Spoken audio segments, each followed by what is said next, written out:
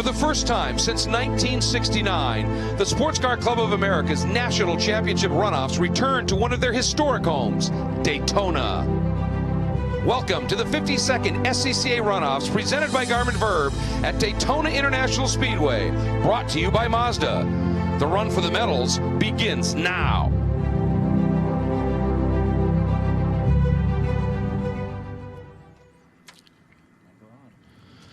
Good morning, everybody, and welcome to Daytona International Speedway as we are set for the final day of the 2015 running of the SCCA National Championship Runoffs presented by Garmin Verb here at this legendary facility. First time since 1969 that the SCCA Runoffs has returned to one of its famous and historic venues, obviously, and we have a beautiful day on tap and a busy one at that. The final 8 national championships are going to be decided here, and we're looking forward to an absolutely fabulous day. A little bit bittersweet in a way because this has been a celebration, of course, of a remarkable season of competition in the Sports Car Club of America. It all culminates today, so that's a wonderful thing. But it ends today as well, Jeff. And Jeff Lepper joining me, and obviously that's something we hate to see happen. But again, prep for the next season for 2016 begins Monday. It really does, and for some of those drivers that already clinched their championships Friday, Saturday, it begins today. And that long road trip home, get the car back home, and try to figure out how you can come back and win a national championship at Mid-Ohio in 2016. And, we talk about a great celebration of a season of SCCA competition. And, yes, the road racing national program is obviously the culmination here for the runoffs this weekend. But there's been an amazing season in other areas as well for the Sports Car Club of America. And Hayward Wagner, who's our pit reporter, very much involved with a number of these other programs as well. And Hayward, a couple of weeks ago, just for starters, a phenomenal solo championship was held that was just off the chart successful. Absolutely, Greg. SCCA truly has a championship season. It started with the Rallycross Nationals, went to Solo Nationals, and now here at the Runoffs. Solo Nationals broke its own record this year, 1,226 competitors, the world's largest participation motorsports competition. Just an amazing week. We started with 93 acres of blank concrete, built a small city, and executed a championship event, class sizes this year up in the 60s. Yeah, just incredible. And then let's talk a little bit about a program that really, you've been involved with since the inception, that everybody was wondering, how is this going to play out? And the Track Night in America has just been superb, hasn't it? It's been an amazing year, Greg. I was fortunate enough to take a position with the club in 2013, and one of the first ideas that was brought to my desk was this idea for a track night in America. It was something our marketing department came up with a couple years ago, and when we moved into an experiential model, there was an opportunity to explore this, and we've had a fantastic first year. 85 events across the country, over 4,000 participants in the events so far, and really reaching out to people that don't have a full weekend to give, that just are looking for something to do on a Tuesday, Wednesday, or Thursday afternoon. Get them on track for an hour, and it is just a giant grin fest. Yeah, it is, and I think it's a fabulous idea. As you said, there are people that maybe don't on the weekends have the opportunity, but would like to get out on track, whether it's in a car or working a corner or whatever, just to experience it a little bit. And what a great idea, and it has come to fruition. And Hayward very much involved with that and doing a fabulous job for us down in the pits. And he's got the last day that's about to unfold here, and we're going to pause for a minute as our national anthem is being played.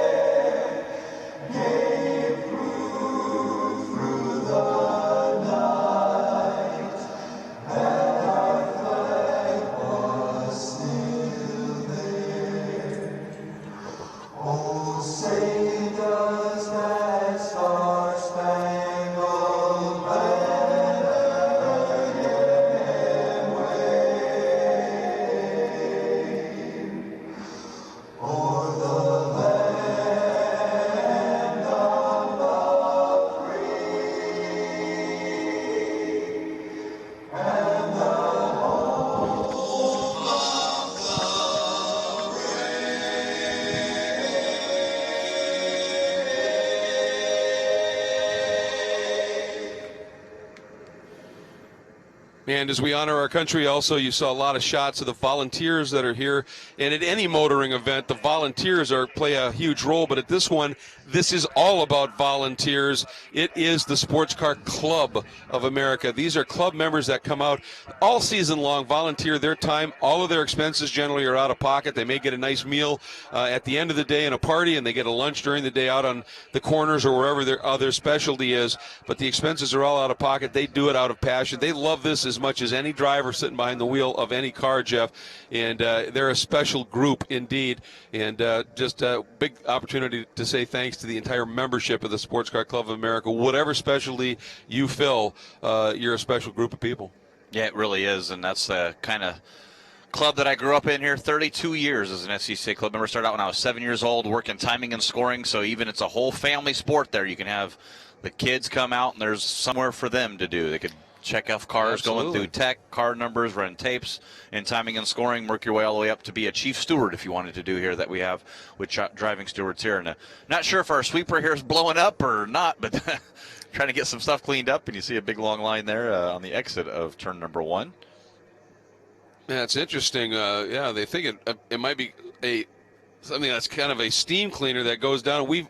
We've had obviously some incidents where we've had some fluid down on the track, and this thing just gets out there and it just kind of pumps down the kitty litter, the oil dry, but then also scrubs it and sucks it right back up again. It's pretty cool, pretty good technology here at DIS. Oh, it really is, and they got that new. I forget what the thing's called, where it takes the rain and it floats over the top of the track and sucks all the rain up off the water and the fluid. So they're really trying to innovate to get this going. You can see how quick it picks up the line that it just left of that oil dry and speedy dry to get that cleaned up. Exciting day of racing here to come at Daytona International Speedway. And I got to think that if you've watched all the coverage here at SCCA.com/live. We've had some great finishes. I think my 2 favorite races so far have been the H production race and the Formula production race, FP, and the F production. Just to see the finishes that both of those cars had, I think we were both here standing in the booth waiting to see what was going to happen here. It was ridiculous when both of those cars came across. That's just some of the action you're going to see here later on today as well. Yeah, just incredibly close finishes. And again, going back to Friday Night Lights presented by Mazda, the Spec Miata National Championship race, first ever Runoffs class championship decided under the lights anywhere. And in treacherous conditions, it had rained, it was damp, but it wasn't a wash where it made decisions easy.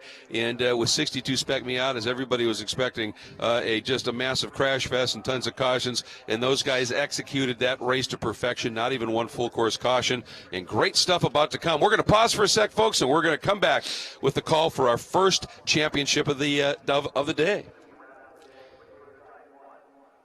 It is Daytona, a legendary name. You combine it with SCCA's National Championship Runoffs, the single race to the gold in each of the classes to determine national championships, and it is an event that in the early days switched between Daytona and Riverside, but the last time it was held at Daytona International Speedway was in 1969. The Runoffs have come home in many ways as we are set for our 2015 running of the SCCA National Championship Runoffs presented by Garmin Verb. Our coverage today being brought to you by Mazda. Jeff Leppard joining me, Greg Creamer, and also down in pit lane, Hayward Wagner, set for a final day of competition in Hayward. We start with a 2-class race, the only one of the event. That's right, Touring 2 and Touring 3. Touring 3, a smaller numbers class being combined together, but Scotty White sitting on the pole of that T3 class, and I tell you guys, there is not anyone at Nationals, at Runoffs, more hungry for a win than Scotty White. Oh, no question about it. He's been so close so many times. He's a fixture at SCCA runoff competition and nationals and majors throughout the course of the year. And speaking of that, let's talk a little bit about how you get to the runoffs and qualify for it. You've got a few different paths. One of them, Jeff, is called the U.S. Majors Tour path, where you have to run the majors weekend. It's a great concept. 5 different conferences. You can run and mix the conferences up, but you have to run at least 3 weekends. Plus, you have to finish in the top 10 of your conference standings or finish in the 50% of the nationwide points in your class. And then there are a couple of crucial events that you need to win as well that help qualify you for it. The other one is through the old route, the divisions. Yeah, you can do your divisional that have qualifiers. There's usually 4 of those that you have to participate in, and those are just a participation in that to get that to go. And then they also, I think the best way to do this is just to be a past national champion. You get to come anyway. That's probably I wouldn't say that's the easiest, because to get to be a national champion is a pretty hard task. You can also finish your top 3 in your class in your division. If you finish in that, you get an automatic invite here. So This is not something that anybody can just show up at and come race. It truly is earned all season long. And you earn it with a number of races throughout the year, but for the national championship, it's one race. Winner is the champion. Medals presented to second and third as well. And this is going to be good. And again, 2 classes running. Now, we should point out, Touring 3, you have to have a minimum entry at the runoffs of 10 cars for it to be determined to be a national championship class. So Touring 3 will not be a national championship decided, but there were enough entrants here that showed up that they said, well, we want to run them anyway. Let's give them a chance to run. But the championship here is going to be decided in Touring 2. And a guy looking for a bit of redemption, Kurt Rezzitano, driving for Phoenix American and Calvert Dynamics in his Ford Mustang, on pole at Mazda Raceway last year, heading down into Turn 2, led comfortably into Turn 2. Couple of cars behind him got together. One of them speared through pit lane across the gravel and just took Kurt out at the exit of that second corner, and it absolutely clocked him. So he's looking to come back and have a good run here. We also have a treat for you. As we've said, this is presented now by Garmin Verb. It's a remarkable HD camera that also provides some fascinating data, and we're going to hop on board for our Garmin Verb Fast Lap with our pole sitter, Kurt Rezzitano, for a lap of this great track, Jeff. Yeah, he's in that car that he actually destroyed at Mazda Raceway Laguna Seca. That Phoenix Performance team got that car rebuilt, and he campaigned it this year to 5 U.S. Majors wins throughout the 2015 season, and is by far the favorite here to win the championship this weekend as he comes down through the International Horseshoe. Mustang's a little softer sprung car than most of that, with that solid rear axle in the rear, and when you put Phoenix Performance setup on it, we've seen these cars. They're super soft sprung. When you drop the rears, it hooks that right rear tire. You'll see that left front kick up there in the kink. You come down here into the West Horseshoe and try to stay as tight as you can until that last possible moment when you want to unwind that wheel and hit this little short shoot into turn number 6. And really, I think turn 6 is probably the most important corner here. It really is. You come down to the inside here. You want to go right to the gator strips there on the exit, increase that corner. It's a hard transition up into the bankment, so as soon as you can get onto this bank, you can just start putting that power down, go through the gears, and accelerate up to top speed until you get into the bus stop chicane here on the back stretch. Stay right on that yellow line. If you go up way high, you're just making the track longer than it needs to be. He's running about 130, 140. You'll see him touch 150 miles an hour before he gets down into our braking zone here at the bus stop. So to get the max velocity speed you can, you got to get out of turn number 6 best. And then you've got to get the transitions right. That quick left, right, left flick through the bus stop. And we've seen that has been a place that has bitten a number of drivers. That's the way you do it right there. We just watched Kurt Rezzitano give us a tour. Yeah, in this weekend here, and it's a good shot to see the Garmin Verb lap. You got the track map in your upper right of your screen to show you exactly where you are on the track here. Let's see what his top speed is. Now, mind you, this is a Touring 2 category car, production-based, 160 miles an hour, 63 miles an hour in a car that started its life with a showroom sticker, full interior, had air conditioning and a radio in it. You take put the safety equipment in there, you do some safety mods, you put some good set of tires, good set of brake pads, some nice suspension on it, and that's really all you're allowed to do.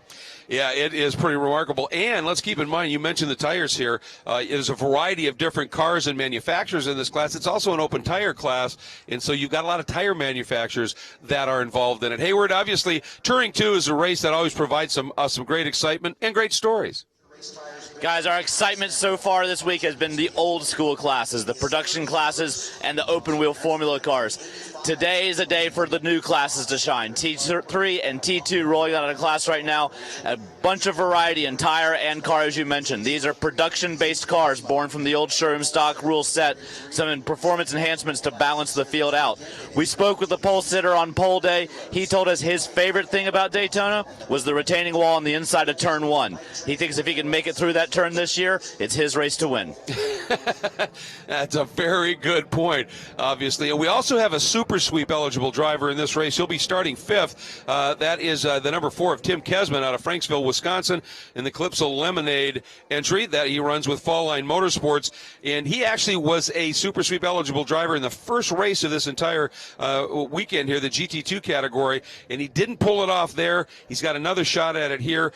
He won the Southeastern Division, the Northern Division Championship. He also won the 2 of the qualifier events, Road America, which is the June sprints, and a big race at NOLA, the great racetrack just outside of New Orleans. So he's got that opportunity here. Now he has to do the most difficult of all those chores, and that's bring home a win in a national championship. If he does that, he gets the super sweep. That's a big brew, man, when you pull that one off. Yeah, it sure is. He's starting back in 5th in that Porsche of the Calypso Lemonade. And unfortunately, I looked in the cooler, Greg, there is none left. The guys wiped me out. So. Well, it's pretty popular stuff, no question of that. It is. Good shot overheads here from Daytona International Speedway. Give you a good shot at this great racing facility, the world's center of speed, as they call it, in the T2, T3 field, being led by that Mazda MX-5 pace car. Of course, this online coverage brought to you today by Mazda. And that's that new global MX-5 Cup that you'll see compete next year, and some great things coming from that. Moving up that Honda or the Mazda ladder, to see what Honda's done with the series. They got a new car with Brian Novak getting his podium in Formula Atlantic, with the Ford contingencies that they have, all the different manufacturers that come into the series here with SCCA, supporting the club racing, the grassroots. If you win a national championship, you get a prize money from the sponsors with your car. The make, you get a free set of tires usually. Now, Mobile One, our sponsor here for the Runoffs too, they give you an oil. We have Sunoco, the Sunoco Hard Charger Award in each of our classes. So it's a lot of support here for just the club racer level. Well, and I mean, you need partnerships like that. Yeah, that's how you drive things like this, quite literally. And you just saw that Calypso car, once again, of the driver who's got that shot at the super sweep as the field now out and about. It will be a split start, so there'll be a little gap between the Touring 2 cars and then the Touring 3 machines as they work their way around here. And as you can see, this is a pretty serpentine track on the infield. You look at it, Jeff, and it looks, well, this doesn't look to be such a tough place. But the problem is, it seems like everywhere on this track, the grip seems to be different, and you've really got to be on your game in some corners where you wouldn't expect it. There's a little bit of an off-camber attitude to it. So it's a track that to extract real speed from it on that infield is tricky. It really is. You got to get a setup done right, and we've talked that over. That you think that the big banking here, the straightaways, you'd want to set your car up for the oval. That has not been the case here this weekend. The cars that have been fast and have won have been quicker on the road course generally, besides some of the smaller Formula cars that are able to play with that arrow and be faster on the straightaways. But the cars that have been quick on the road course have turned those into national championships. Yeah, you can't forget about that infield. As we said, Resitano on pole, outside pole, as you see the grid going across the top of the screen. Cooper McNeil in the WeatherTech BMW, the number 46, 77, Preston Calvert in his Calvert Dynamics Phoenix Performance Mustang starts 3rd. 63, Bill Collins starts 4th. The Interstate Truck Driving School Chevy Corvette starting 5th. Tim Kesman, as we said, going for that super sweep in the number 4. 6, number 42, Michael Levine, a driver who's had a silver at the runoffs, but never managed to bring home that gold in the Renew It Auto Body and Hoosier Tired Ford Mustang Coupe. Starting in the sim spot, the number 3 of Albert Nosserine in his Phoenix Hoosier Varsity Ford Mustang. Starting 8th is the number 18, Aaron Kaplan in the Kaplan Racing Systems Fall Line BMW. 9th, number 34, Marty Grand out of Manassas Park, Virginia. He is driving a Mitsubishi Lancer Evo and completing the top 10, a former national champion. The number 26 of Jim Lighthizer. Interestingly, his championship came in 2004 in showroom stock B, so it's been a while for him at Mid-Ohio in the Alpine Motorsports Hoosier Tires BMW. And as you can see here, Jeff, this is one of those classes that's getting the 2 pace laps here just because they want to make sure that the tires are up to pressure correctly before the first time you start hammering into this infield and up onto this banking. Yeah, it's the first time we've had the runoffs here in 40 something years. So the tire technology has come a long way, and they just want to make sure that they get the proper air pressure. The way that the tires have, a lot of teams use nitrogen inside the tires, so there'll be a buildup of the air pressure as the tire gets hotter.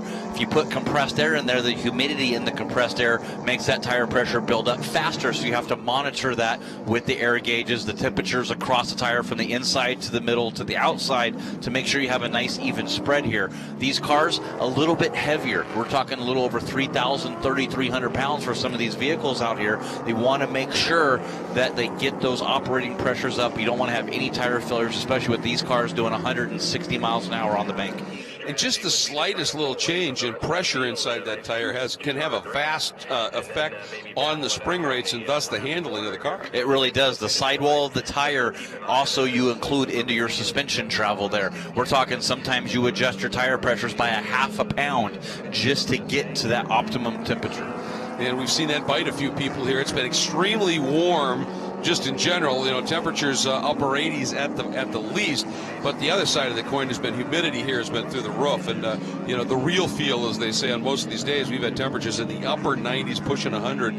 It is hot, it is humid, and we've seen a couple of instances where teams that had the pressures that were just wrong and just faded immediately, and we saw teams that played the game a little bit better and had the pressures where the tires came in a little bit later in the race and they really came to the fore, and it's a huge deal here, preserving your tires. It's only 14 laps, but there's a lot of load on these bankings, and you're really working the tires on the infield, and there is a little bit of tire management that you have to pay some attention to. Especially with 14 laps around this 3.5 mile road course here at Daytona International Speedway.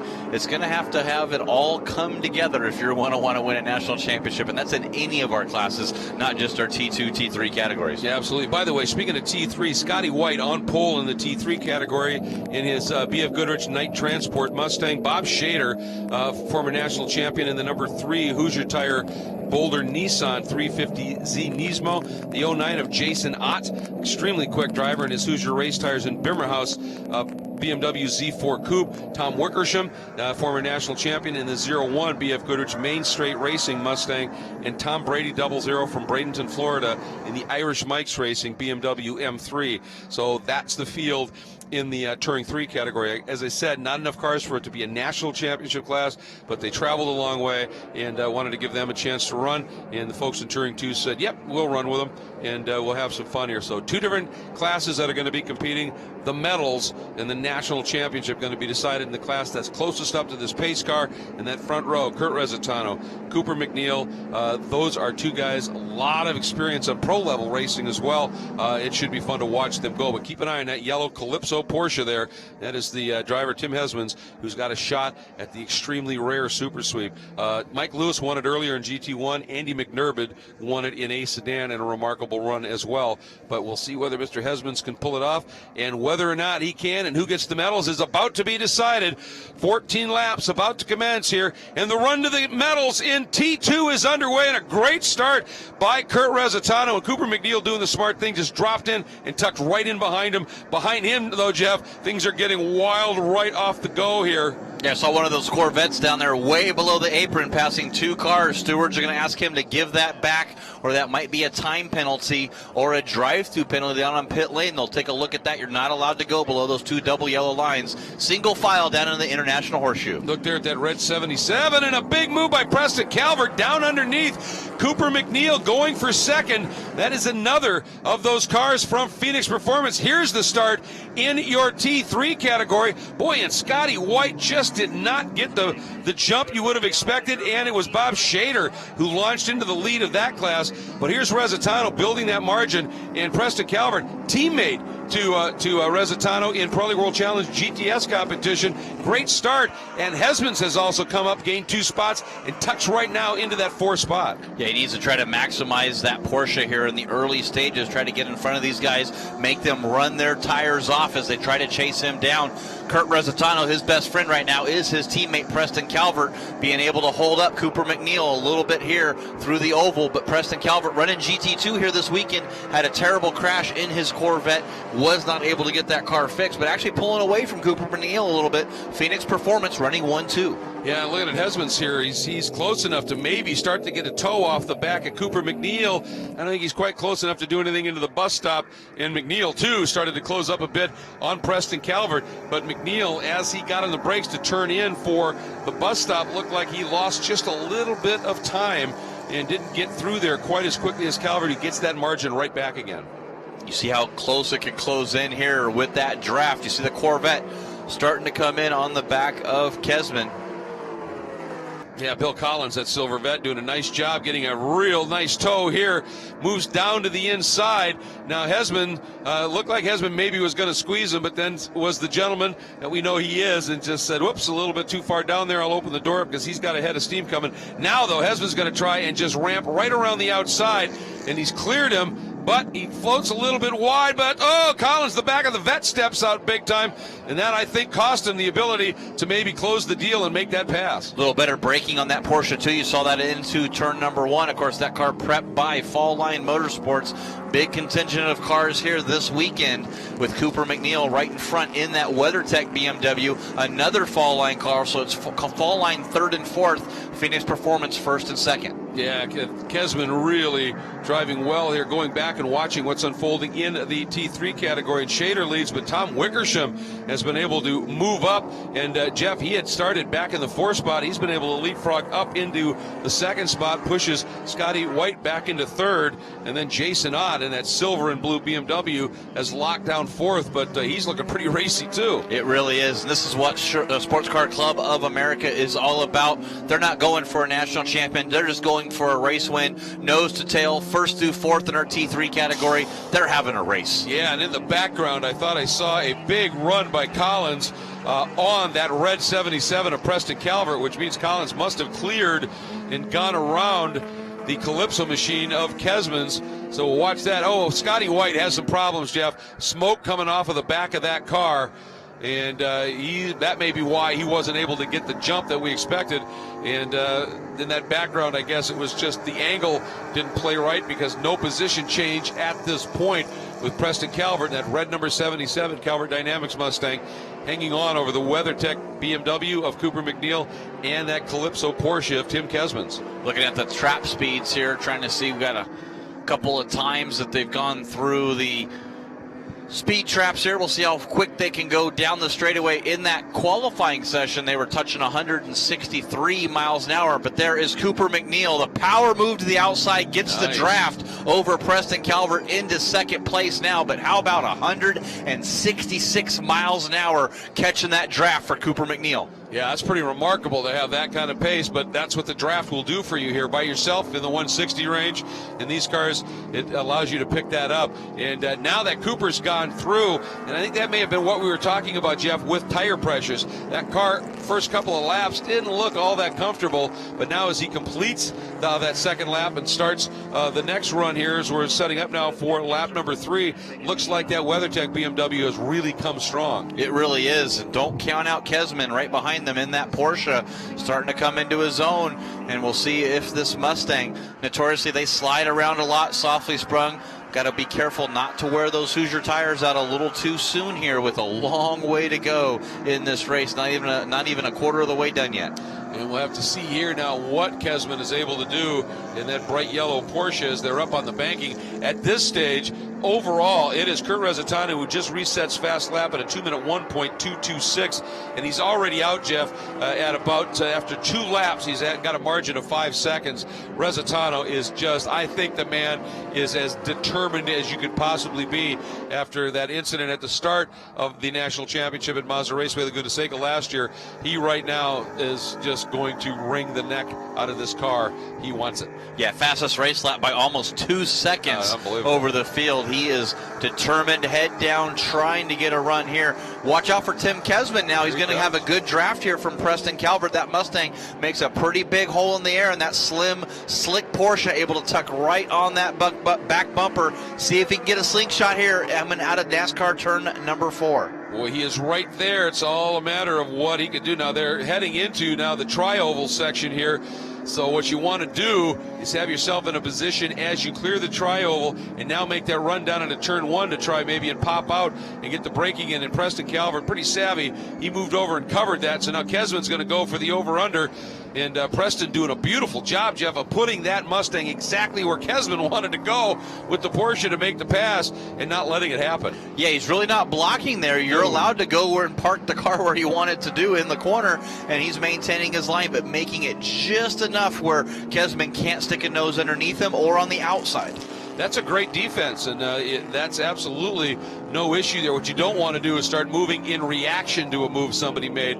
But, you can sort of anticipate what they're going to do before they make the move. Put your car where you think they would want to exit. And a lot of times it would be, okay, if I'm him, where do I want to go here? And that's where you put the car to make it a little bit more difficult. But a good battle here. And this little bit of a scrap that's starting to shape up is good for Cooper McNeil.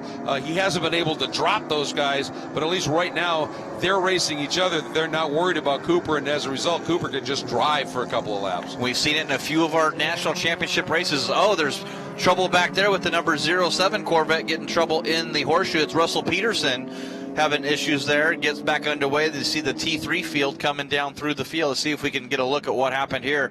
As your T3 leader, Bob Shader, I don't think Russell Peterson knew that he was there. Wickersham getting touched in the right rear of his Mustang as well. Yeah, Wickersham obviously having a little bit of a problem. He's way back right now, and just a little bit of a problem there. So the question now is going to be, did Shader get through that without any significant damage to his car? And there's that 0 white Mustang. That's running second in T3 right now, Tom Wickersham. Again, Wickersham, a very talented driver, former national champion, as we mentioned, and he actually got that championship. It was a while back. It was at Road America. And it was in the GT2 category, so he's made the switch now over to this T3 class as we take a look at Bob Shader.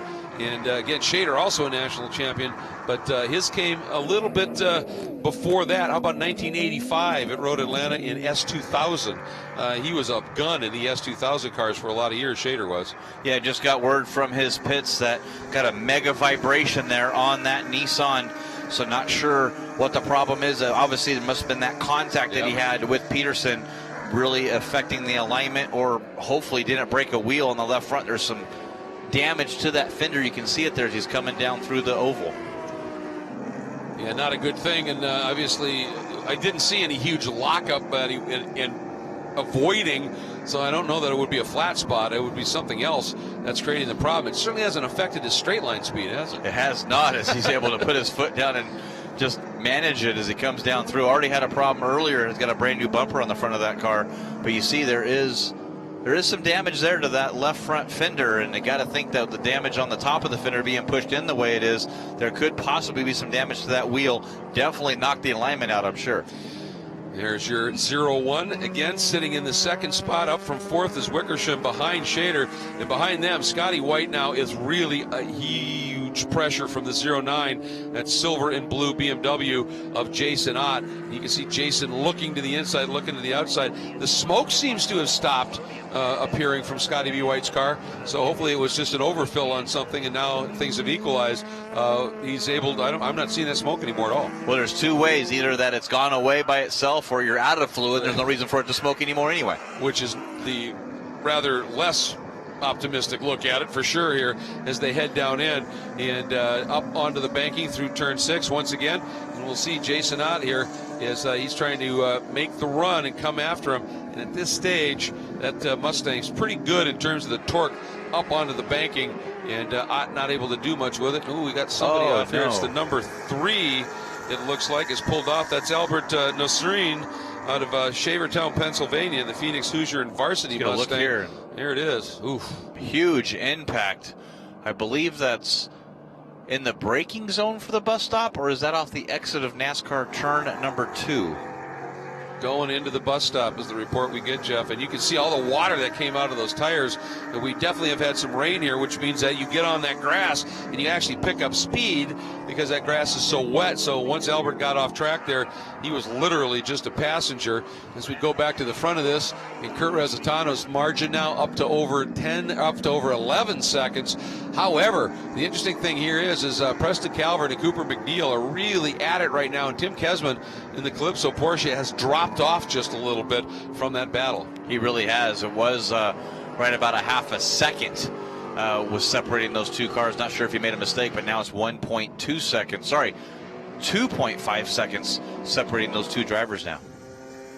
And for Resitano, this is just what he wanted, literally a Sunday morning drive out here. That car is just hooked up. And we've seen, I mean, Kurt Resitano was one of the great stories that's unfolded in any paddock, pro or club. He started off, he was really as a truck driver, and then one of the right front tire changers for the Phoenix Performance Continental Tire Series team. And they went to one of those days where the team rents the track and let some of the team guys come out, the crew members, have some fun in the cars. And in very short order, Rezzitano was knocking on the door at the times of Andrew Aquilani and some of the other guns. And they went, man, maybe we need to give this guy a shot at something here. Put him behind the wheel of a car in actual race trim. And he stepped up and has been spectacular. Yeah, he really has competed in the Pirelli World Challenge Series here this year full time, and did a great job. Had a victory this season, so multiple poles, and then player in the points championship. He was actually going for the championship till right near the end, able to help Ford clinch that manufacturers championship for the Pirelli World Challenge. So he's really, like you said, a good story of sweep the shop floors, drive the truck, change the tires, work on the cars. He built this car.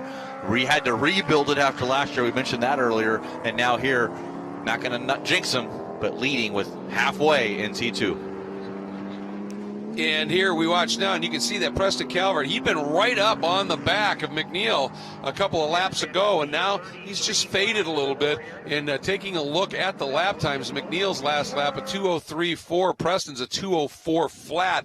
And there's the number 33 down into the pits right now. Bill Moore in the MS Sports Hoosier, and support from Mom as well. That's always nice. And the Chevy Camaro, you can see a little wrinkle in the side of that car.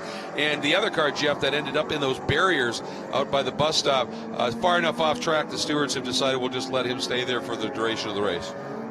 Yeah, the teams have seen, the cars have seen that car go by twice. They've had a yellow flag there. They're going to pull that yellow flag down now. They did get the driver out. He is safe and behind the wall. I guess if you're going to crash in a place like that, it's a good place to crash right next to a course worker station.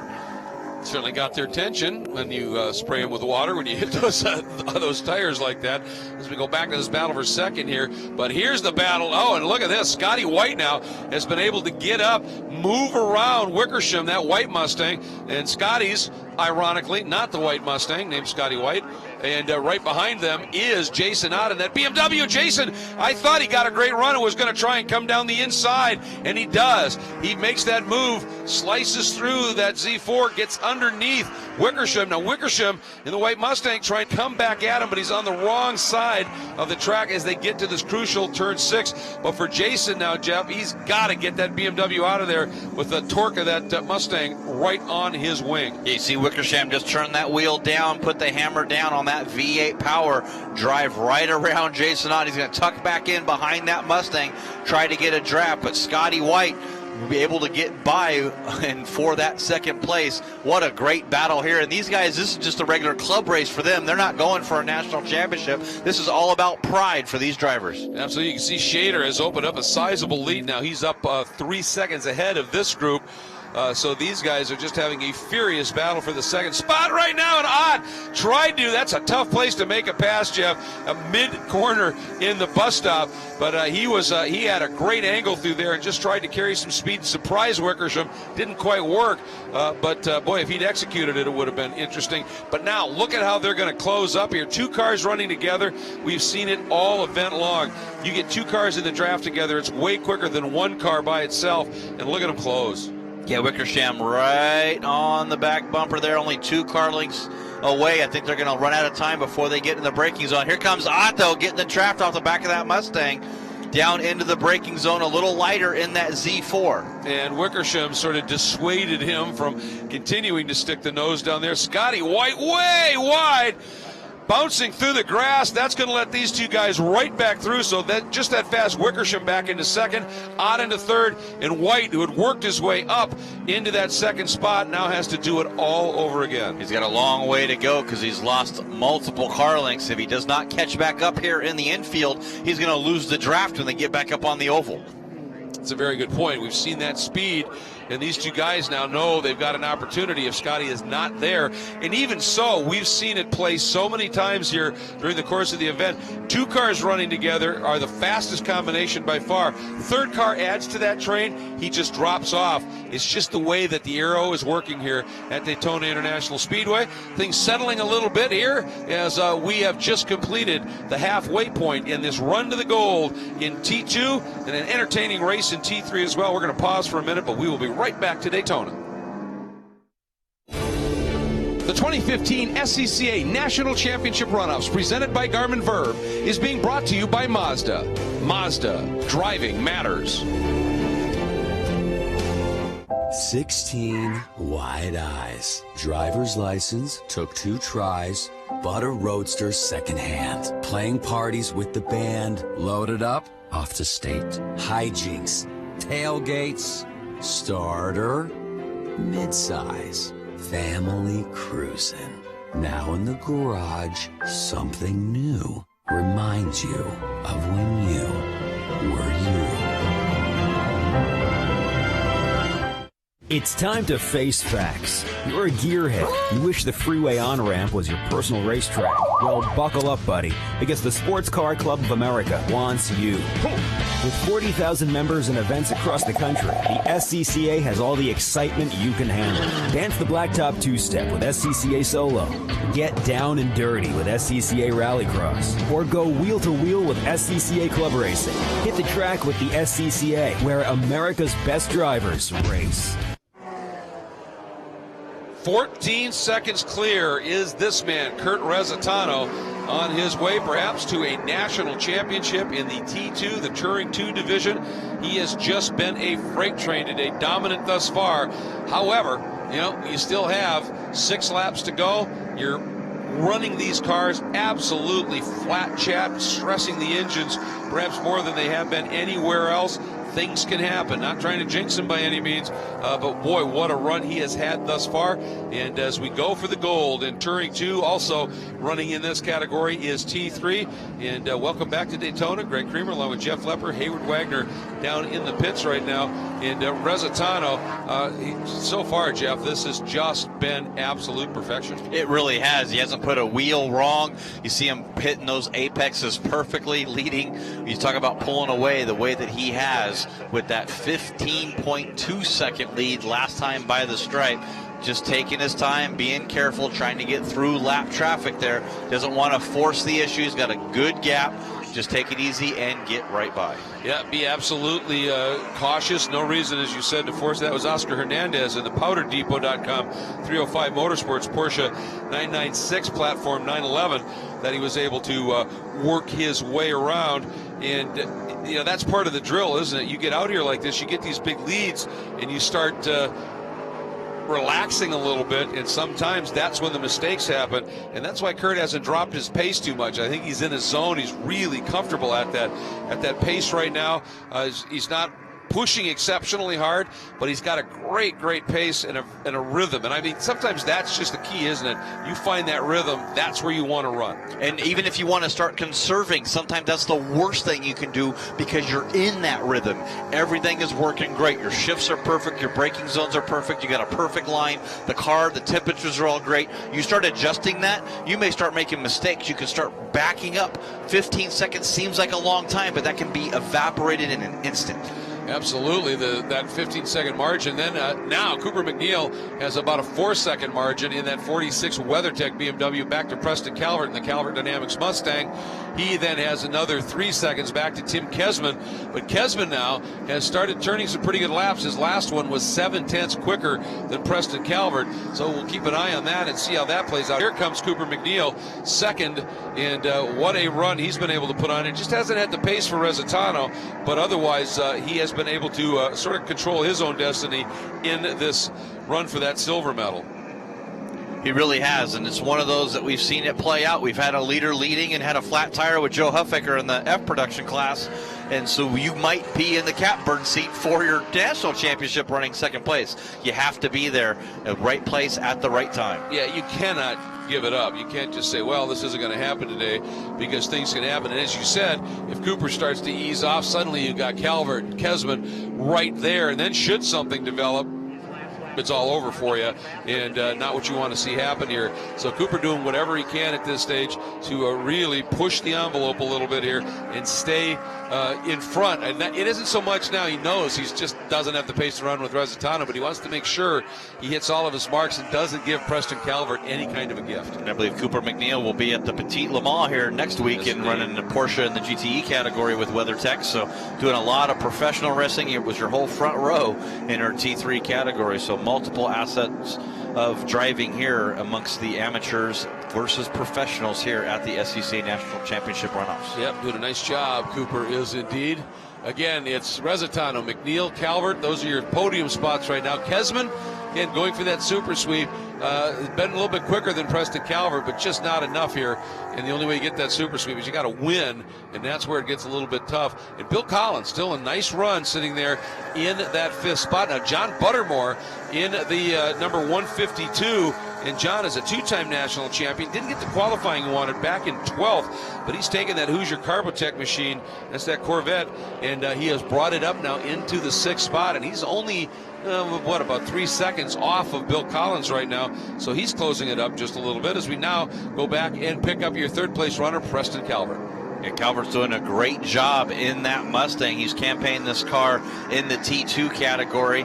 He's also campaigned it in the Trans Am series, so doing multiple platforms in this car. He gets to race it, and that's what's great about SCCA.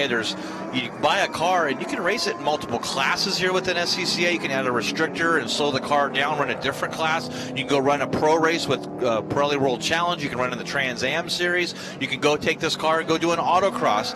You can run a race car in autocross. You can run a street car in autocross. I've seen minivans do autocrosses. Absolutely, there's a class for it, and that's what makes it kind of fun. There is Buttermore. And now, though, the question for Buttermore is as he's moved up, he's got some competition right with him, the 34, Marty Grand. And Marty has just unleashed that Mitsubishi Lancer Evo here, and it's drawn right up onto the back of Buttermore. This is the battle now for the E6 spot.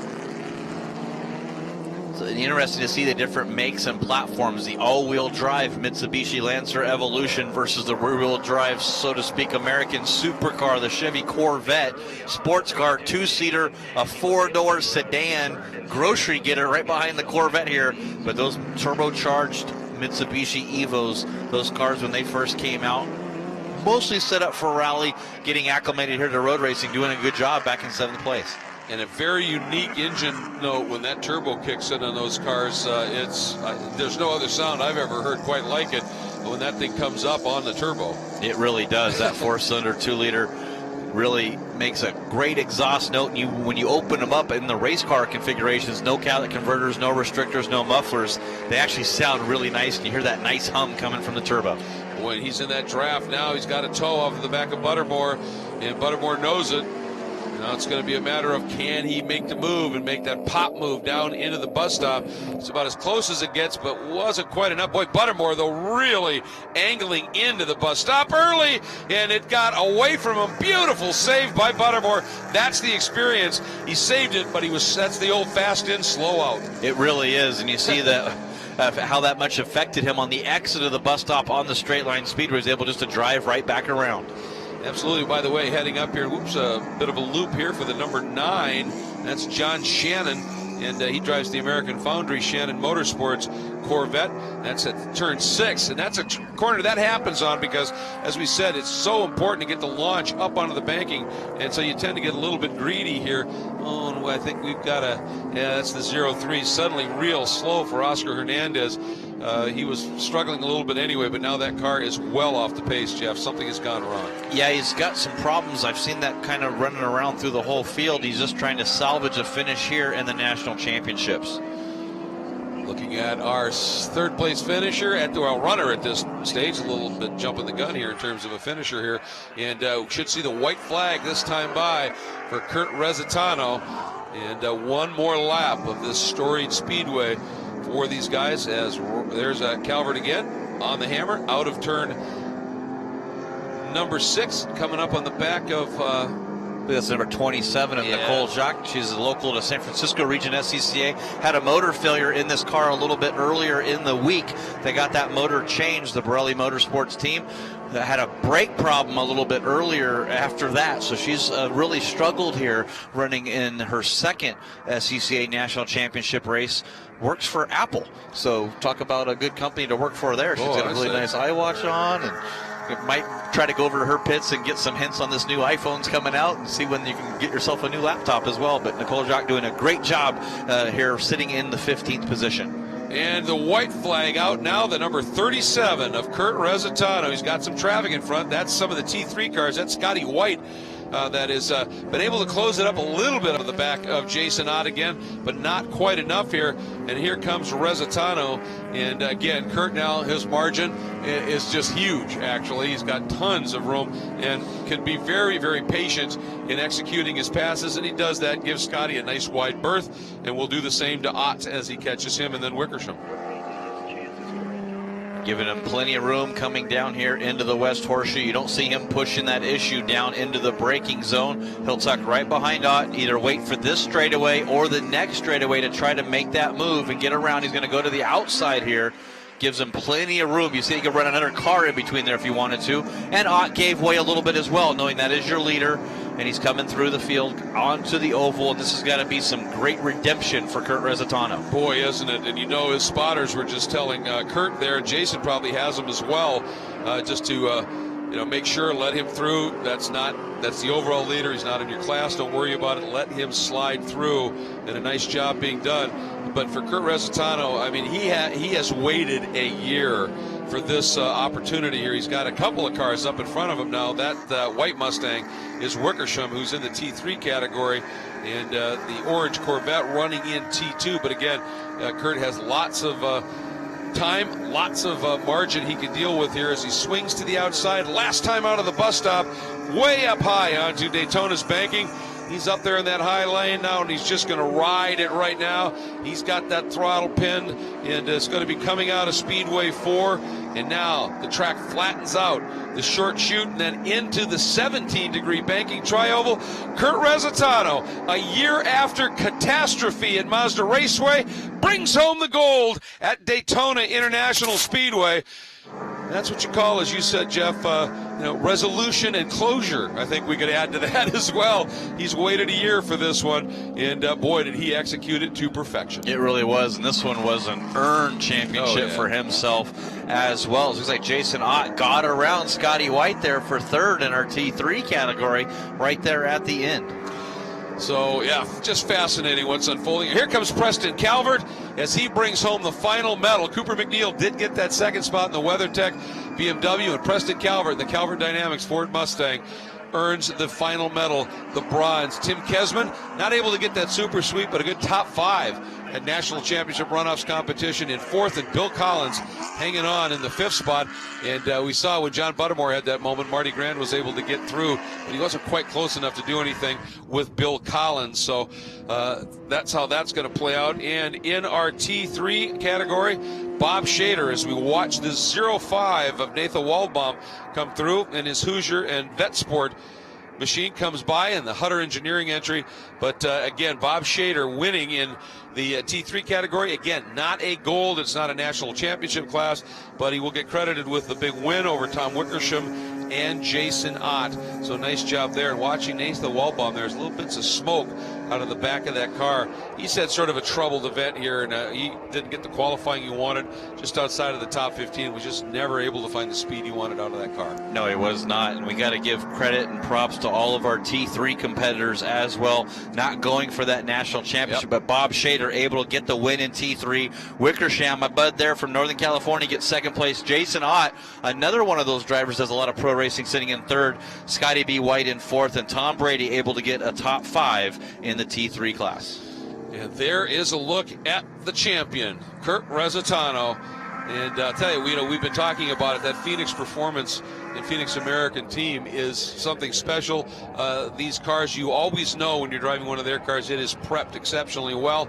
And it's up to you to get behind it, the wheel of that car and give it the ride it needs. And boy, did Kurt Resitano do that. And is enjoying this cool down lap lot of other cars that are a little bit quicker right now, but I think that's just Kurt going, I'm savoring the moment. Absolutely, he is. And I totally expected. I think if I was to win my national championship, I would light this rear tires up and have to tow me in on the record because I would burn those tires off here, getting so excited, getting a championship. And like we said, it's a good redemption for him. No fault of his own in the last year's championship as well, just making the apex of the corner down there in turn number 1, and then a car coming down through the pit lane there at Mazda Raceway Laguna Seca. And he said at the beginning, like Hayward Wagner mentioned, his best friend was that inside wall in turn number 1. That was not going to happen this year. Absolutely, that's what it played. You see a lot of cars that are being released. They're doing some hardship laps. No morning warm-ups here at Daytona. So cars that had some major work done on them overnight, they give them the opportunity to just go out and drive one easy lap, make sure that everything is working on the car.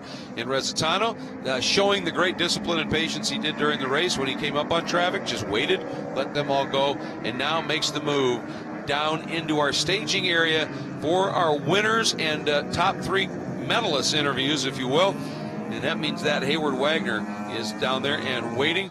And as always happens, he peels the helmet off, and we're going to send it down to Hayward Wagner as the celebrations begin for the final day. Hayward. A big smile for Kurt Rezzitano here in pit lane, getting the Hoosier neck wrap.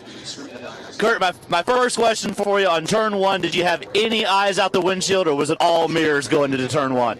No, I went pretty soft into 1. I was definitely staring in the mirrors. I didn't want any contact or anything like last year. I was definitely being careful. I just tiptoed around, and whenever they said I had a little gap in the infield, I just figured, you know what, I'm going to drive it the way I normally drive it and just bring it home. Greg talked a good bit in the race about your story, starting out as crew with the Phoenix team, getting an opportunity to get in the car. Tell me what this means to you to be able to bring a Phoenix racing car to a national championship. Oh, this is a really special one for us because this is kind of the car that started everything for me. This is the very first car I ever ran a majors race in, and it's just been a blast. And I think it's still my favorite car to drive out of anything that we have. And we built this thing out of basically scraps from the shop. You know, we bought a wreck car and put it together, and for it to perform the way it does, again, in some pretty high dollar equipment in this class, you know, it's been great. And this thing, I have a special place in the heart in this car because of last year and all the accident and everything. So it's great. Well, big congratulations to you. This is your first national championship. Very commanding performance. Got out front, set a tide. Anybody you need to thank before we send you out on this victory lap? Yeah, I'd really like to thank Hawk, Hoosier, Joe Aquilani, and Phoenix Performance, especially Preston Calvert. He's helped me out so much and let me drive the car and helped me get to this point. And really, thanks to all the rest of the guys for making T2 an awesome class this year. This has been great. All right, congratulations to you. We're going to go back and find Cooper McNeil, who I believe is climbing out of this red T2 Mustang, getting the gloves off. So we'll head over right, see if we can catch a break in traffic.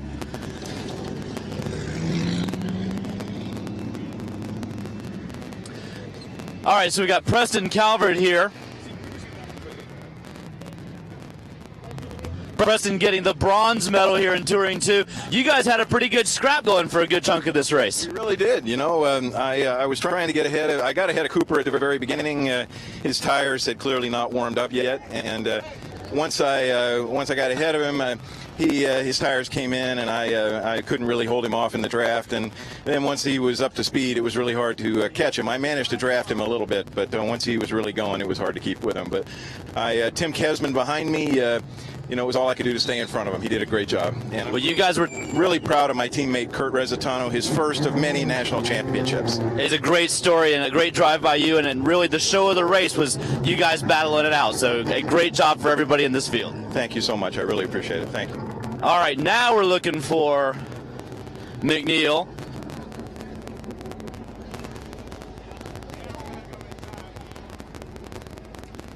Well, as he's obviously in search of our second-place finisher in that white WeatherTech BMW. It's a big scrum down there. We get to watch Kurt Rezzitano set sail on a very special, I would think, when you take a look at the experience of the last year. And then you heard him talking about the car, that's the first car he drove. It has been through the grist mill for sure, and that's the car that got wrecked comprehensively at the start last year at Mazda Raceway Laguna Seca, and they built it back up, and you can see it's like hand in glove when he crawls behind the wheel of that machine. And don't forget, he was wounded a little bit too. That was a huge lick that he took, so he was sore for a few days after that crash, and good to see that he was okay, and great to see that they are able to get this car replaced and he's able to have the ultimate redemption back here at Daytona International Speedway. Absolutely. Now, I think, there it is. That's the white BMW we were looking for. Hayward? This is Bob Shader, our winner here in Touring 3, getting the gold medal around the neck. Bob, you look like you guys had started off with a pretty good scrap, but you found something that nobody else had. Well, I'm very, very, very fortunate.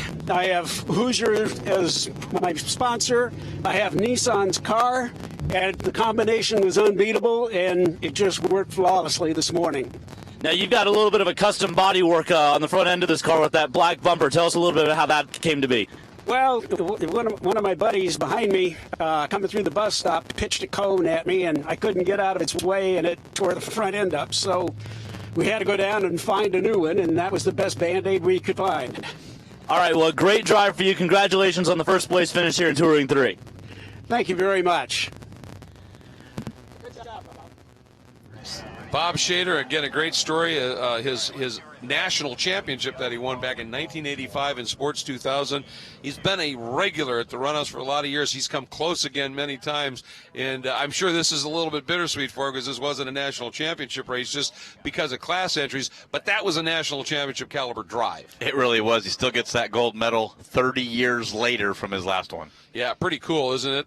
Here's a look at the results. Kurt Rezzitano, Cooper McNeil, and Preston Calvert earning the medals. Rezzitano, that first national championship. I think Preston was right. First of many for Kurt if he continues to run here at the Runoffs. Tim Kesman, not quite getting the super sweep, as we said, a good top 5 with Bill Collins and Marty Grand, John Buttermore. Michael Levine, a good run up into 8th and completing that top 10, 9th and 10th. The Jim Lighthizer and Aaron Kaplan, and just good runs all.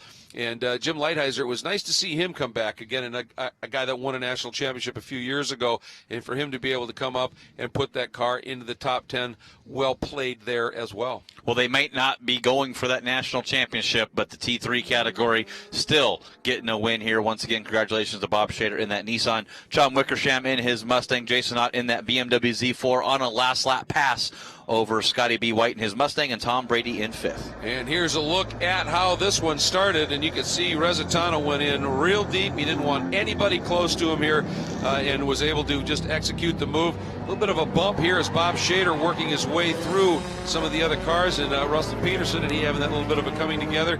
For Shader, it dinged the car a little bit, but he was able to drive off, and then Buttermore here, big loose moment, let Marty Grand slide through and move up into that spot. But when it was all said and done, Kurt Rezzitano bringing home national championship #1. I can't count how many Phoenix Performance has won as a team, but again, just a remarkable day here at Daytona International Speedway. So thanks so much for joining us here. And again, Kurt Rezzitano, what a story he has been since he crawled behind the wheel, and starting off as a crew member, and to see him get this national championship has been very, very special. And this is just the first of many more to unfold, not just for Kurt, but for us here on this day, this final day of the 2015 SCCA National Championship Runoffs, presented by Garmin Verb. Thanks so much for joining us here in the coverage. Brought to you by Mazda. For Jeff Lepper and Haywood Wagner, I'm Greg Creamer. Looking forward to talking to you next time, folks.